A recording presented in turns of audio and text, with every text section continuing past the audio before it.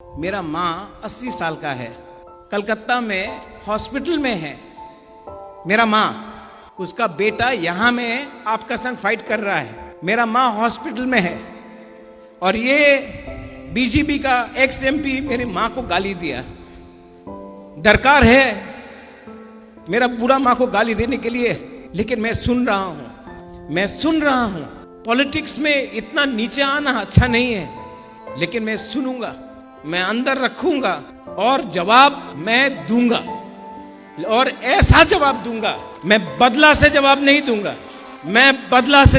दूंगा। लेकिन खराब लगता है, मेरा माँ ने क्या बिगाड़ा, लेकिन उसका भाषा ना, वो सीपीएम में था, आज बीजेपी में है, तो भाषा पार्टी बदलने से भी सीपीएम का ही भाषा है उसका, ठीक है। लेकिन पब्लिक भी जवाब देगा, मैं भी जवाब दूंगा। सामने आने से कांपेगा वो, लेकिन टिपरासा को धोखा देने से भगवान भी उसको श्राप देगा।